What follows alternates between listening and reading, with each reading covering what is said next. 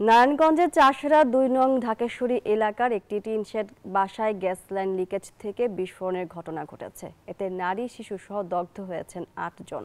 সোমবার ভোর রাতে দগ্ধ অবস্থায় তাদেরকে জাতীয় বার্ন ও প্লাস্টিক সার্জারি ইনস্টিটিউটে ভর্তি করা হয়। আহতদের সবার অবস্থায় আশঙ্কাজনক। চিকিৎসকরা জানান, নারায়ণগঞ্জের ঢাকেশ্বরী এলাকা থেকে দগ্ধ অবস্থায় নারী শিশুসহ ৮ জনকে হাসপাতালের জরুরি বিভাগে আনা হয়। তাদের চিকিৎসা দেওয়া হচ্ছে। এ বিষয়ে বিস্তারিত জানাতে রাজধানীর জাতীয় বার্ন ও প্লাস্টিক সার্জারি ইনস্টিটিউট থেকে আমাদের সঙ্গে যুক্ত হচ্ছেন সহকর্মী আরিফুল ইসলাম। আরিফ, দগ্ধদের এখন কি অবস্থা আর এ বিষয়ে কি বলছেন চিকিৎসকরা, জানাবেন।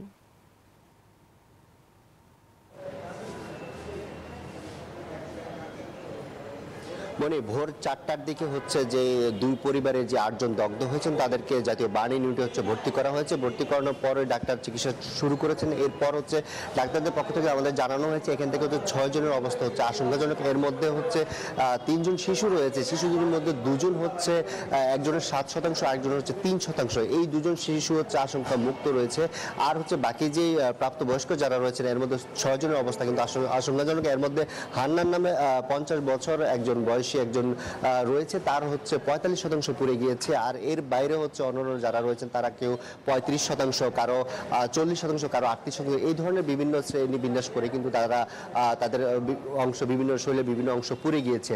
আর এই ঘটনায় হচ্ছে গতকাল স্বজনরা আমাদের জানিয়েছেন যে গতকাল হচ্ছে সোমবার হচ্ছে ভোর সেহরির আগে ঠিক ২টা ২:৩০টার দিকে হচ্ছে এই অগ্নিকাণ্ডের ঘটনা ঘটে। তখন হচ্ছে তারা ঘুমন্ত অবস্থায় ছিলেন। আর এরপরই হচ্ছে যখন তাদের এই ঘটনা ঘটে তারপর হচ্ছে ফায়ার সার্ভিস হচ্ছে এলাকার লোকজন হচ্ছে তাদেরকে সেখান থেকে উদ্ধার করে ঢাকায় স্থানান্তর করা হয়। আর স্বজনরা বলছিলেন যে বাড়িটিতে হচ্ছে অগ্নিকাণ্ডের ঘটনা ঘটেছে সেই বাড়িটির নিচ দিয়ে মূলত তিতাসের হচ্ছে গ্যাস লাইন গিয়েছে। আর এর বাইরেও হচ্ছে এই পাশ দিয়ে হচ্ছে তিতাসের একটি গ্যাস লাইন রয়েছে যেখান থেকে প্রায় কিন্তু গ্যাস লিকেজ হতো, এই ধরনের অভিযোগও কিন্তু ছিল। স্বজনরা বলছিলেন যে এর আগেও কয়েকবার হচ্ছে তিতাসকে জানানো হয়েছিল যে এই জায়গাটিতে হচ্ছে গ্যাস লিকেজ হচ্ছে, এই ধরনের কিন্তু অভিযোগ বলা হচ্ছিল। আর স্বজনরা এখান থেকে যে চিকিৎসকরা আমাদেরকে জানিয়েছেন যে কয়েকজন দগ্ধ অবস্থায় রয়েছেন এদের মধ্যে ৬ জনকে হচ্ছে এইচডিতে চিকিৎসা দেওয়া হচ্ছে, একজনকে আইসিইউতে চিকিৎসা দেওয়া হচ্ছে। আর বাকি যে ২ জন শিশু রয়েছে তাদেরকে একজন রয়েছে সে জরুরি বিভাগে হচ্ছে তাদেরকে রেখে চিকিৎসা দেওয়া হচ্ছে। এই ছিল জাতীয় বার্ন ইউনিট থেকে আমার কাছে সবশেষ। মনি।